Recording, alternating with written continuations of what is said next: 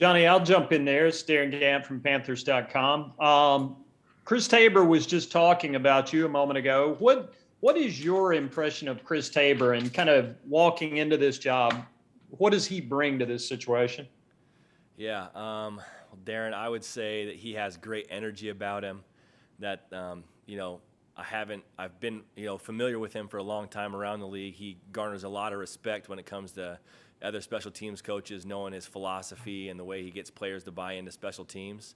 So knowing that, and then getting to be in the meeting room with him, talk to him one-on-one, his energy is infectious, and his love for the game is something that's going to be a real great tool and asset for this team, going forward for special teams production, I think. And he's just a guy that, cares about you as a human being and wants you to, have a great time while you're at work, working hard and kicking butt on special teams as well.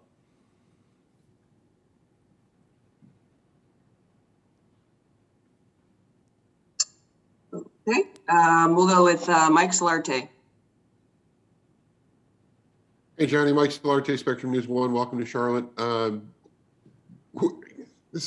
never really asked this question of a punter, but is there a guy that you modeled your game after, and what's made you so successful, being the all-decade punter for the league for the Tens? Yeah, I mean, Mike, that's a great question. I didn't follow punting a lot when I was growing up. I played other sports, was a quarterback growing up, loved watching Peyton Manning interviews, I modeled a lot of my stuff after him growing up. But then coming into the league and then realizing, in college that there are guys that are doing this at a high level that have been highly successful. There's a guy still in the league that I really love and love to emulate with my technique, and what he does is Thomas Morstead.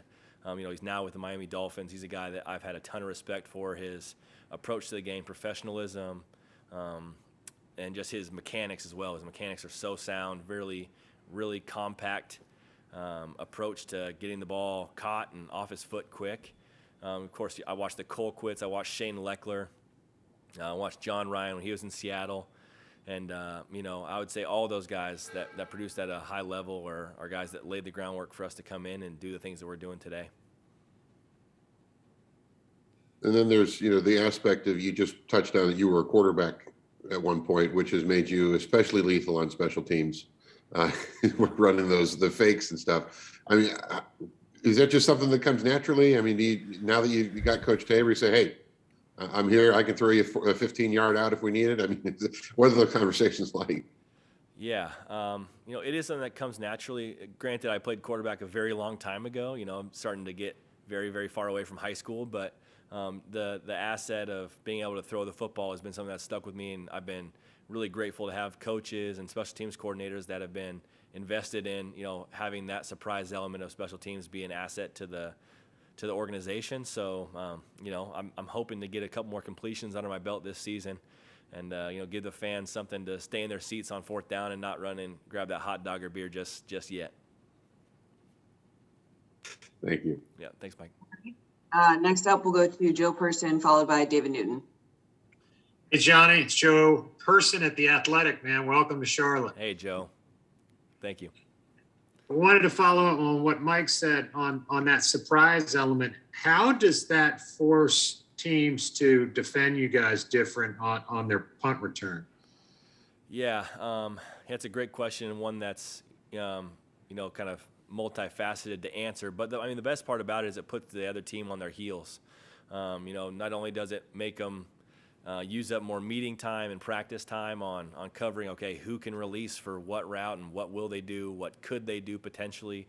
It's a big time spend on the other team's special teams coordinator, and that's valuable time that if we can take away from that, maybe it loosens up something else in their game plan. And, and also, just like you said, you get defensive stay maybe more than you would normally, and those guys aren't used to covering long distances. So when you see those guys out there, you can kind of, let it hang and go pound a deep ball and let your guys cover that one, because they're going against guys that aren't really, adept at covering and blocking and holding up the line of scrimmage. So they get freer releases and, get guys on their heels. You can kind of go into attack mode more often. If I could follow up real quickly, different topic, but being on one team and franchise for as long as you were, How weird is it for you to be in a new, different build?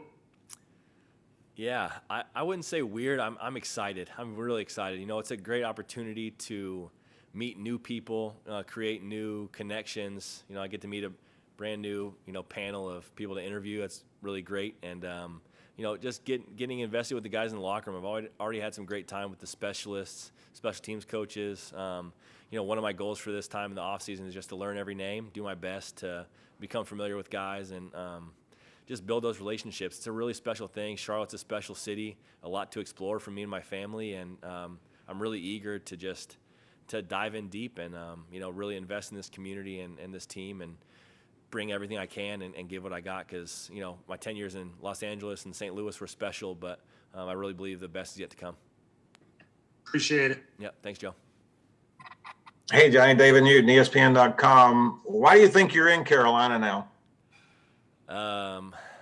David, that is, because they wanted me. I think it was an opportunity that organization, once I got released, quickly got in line and put their best offers out there. And, it's a great place to come. Of course, the Coach Tabor aspect always also plays into it.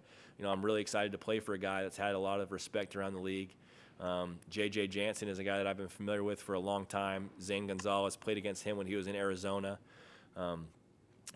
Seen some of these other guys, Frankie Louvu. We brought in Corey Littleton. Austin Corbett came over as a free agency signing as well.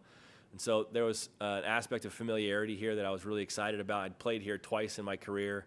Always loved the view of the open-air stadium, looking up at the beautiful downtown skyline. So there's a lot of aspects to it. It's a great place to raise a family. I have 2 young children now. And so there are many, many reasons as to why I'm here, and I'm really grateful that all those reasons kind of came together and that I am a Panther. So why, other than money, why do you think the Rams moved on?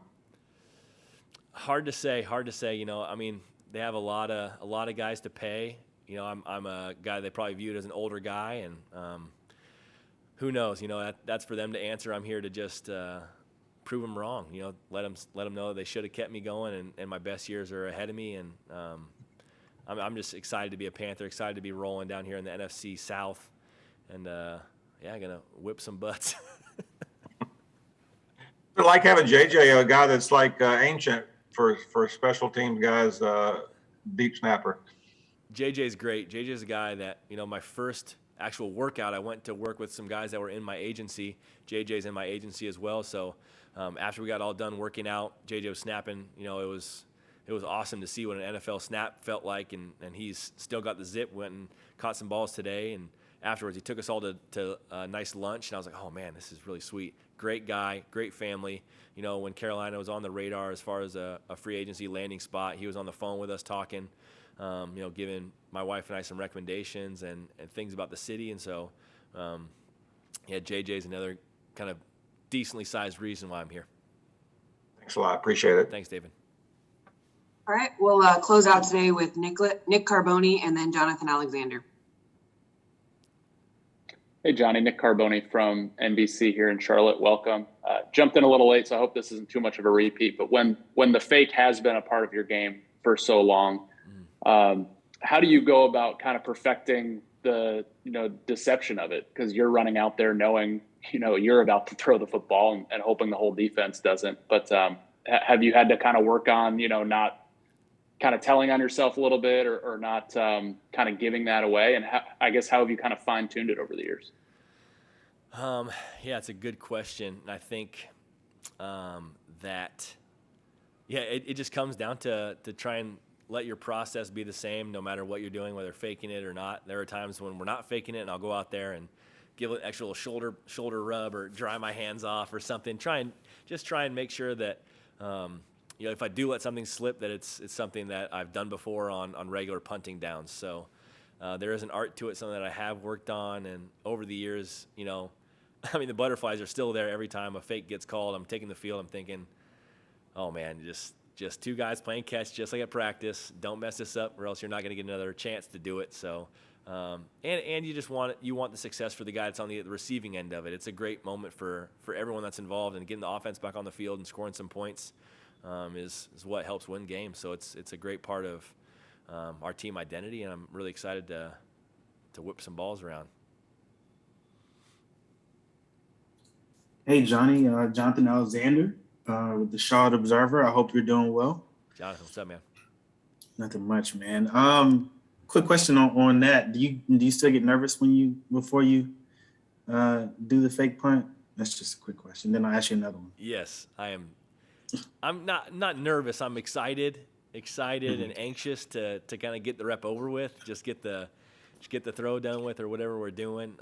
Even if it's a snap to the up back or something, there's a lot of excitement because it's something that we've worked on hundreds of times in practice. It's not something that we just draw up on a whiteboard or grease board on the sideline and just say, go get them. There's a lot of work put in behind the scenes to make that rep a success. And so, I'm always excited to get that thing accomplished and get the offense back on the field. And also, did you enter in free agency? Did you have many, choices to pick from, or a few choices to pick from, and what were the factors involved?